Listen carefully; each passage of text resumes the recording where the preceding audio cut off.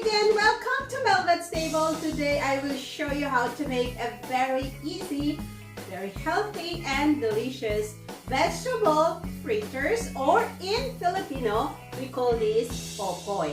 Guys, this is really good, especially if your kids are picky eaters. They won't notice that these are vegetables. Alright, here are the ingredients.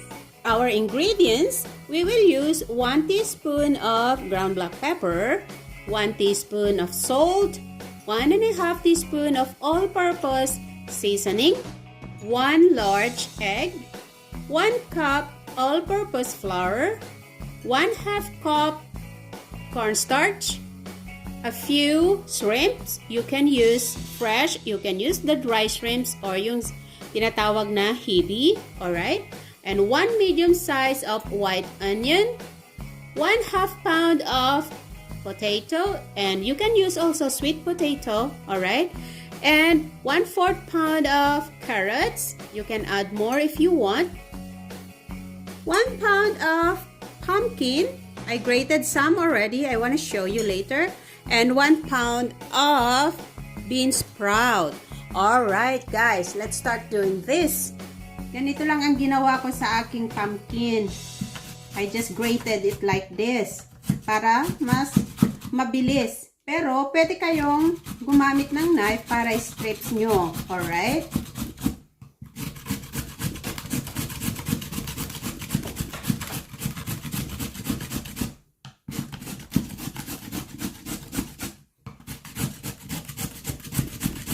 Okay guys, medyo nahirapan ako doon kasi maliit. So, ginamit ko yung mas malaki. So, mas madali. Alright? So, ito guys. Tapos, ang ating pumpkin. Yan, orange na orange ang kulay. Parang ang sarap-sarap na. Okay? So, we will do the same with this potatoes. Pwede kayo guys gumamit ng sweet potato. You can use sweet potato as well, alright?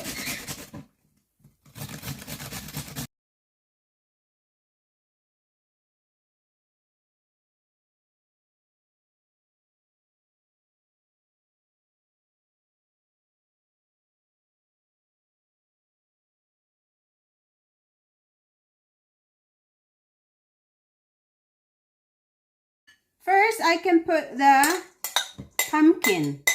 Lalagay natin yung pumpkin, shredded, carrots. Wow, so beautiful color. Potato.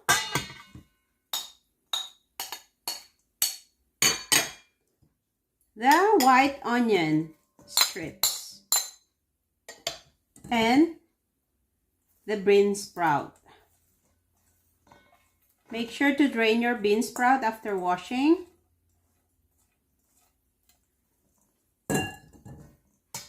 So, next, we will put the shrimp.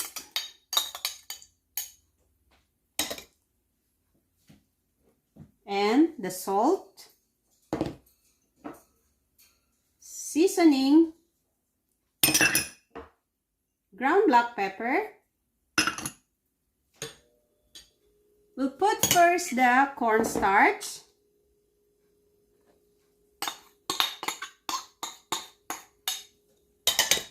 And half of the all-purpose flour.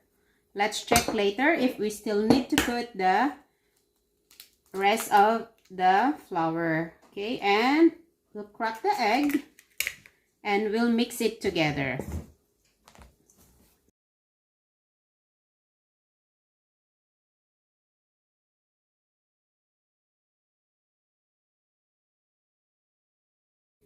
Okay guys, we have to put all the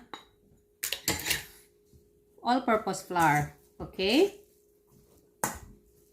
Alright guys, as you can see, I did not put any water on it, alright? So just make sure na naka-stick together sila, alright? But if it's too dry, you can add a little bit of water. Okay. Guys, let's check if my oil is already hot enough para ilagay natin yung ating vegetable. Okay, I put about 1 cup of canola oil. Then I heat up. Check natin. So it's coming up. It's bubbling up. So this is good. We can now put our first fritters. Okay. So what I do is I'll just put in this side and try to shape it. Okay.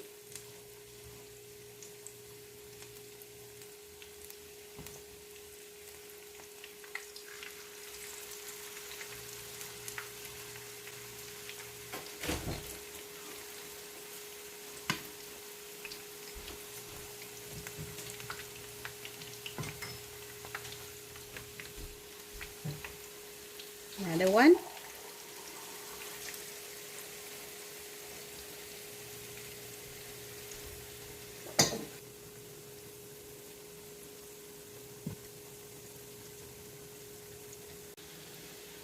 Okay, guys, I think this is good enough. Luto na to.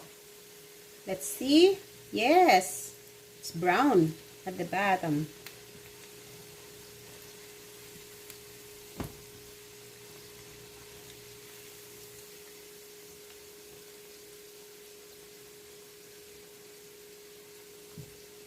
Okay, we'll set this aside.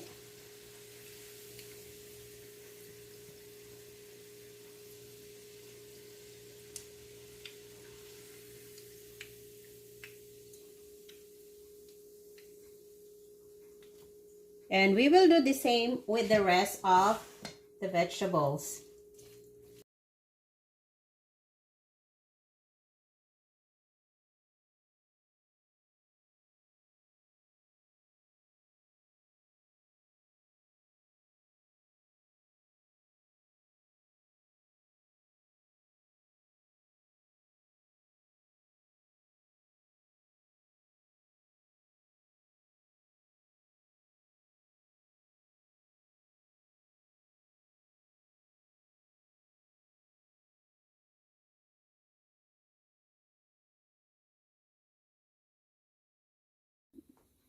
Here it is, guys. Our finished products. Ang ating vegetable fritters. Alright, enjoy your vegetable fritters.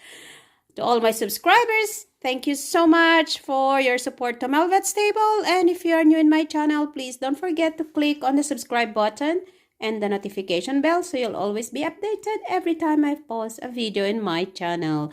Alright guys, ang ating sausawan or our dipping sauce is just garlic vinegar and a little bit of sugar. Or you can put soya sauce instead of sugar. Alright, till next time again. Thank you so much everyone.